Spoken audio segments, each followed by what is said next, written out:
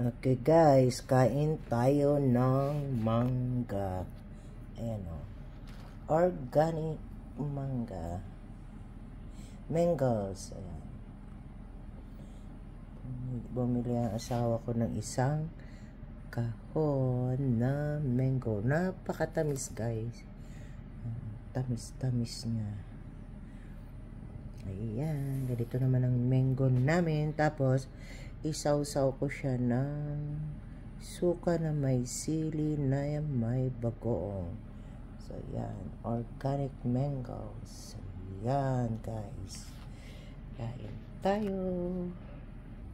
Ayan. Ang sausawan ng mango ko bagoong na may sili. At saka yan ang mango.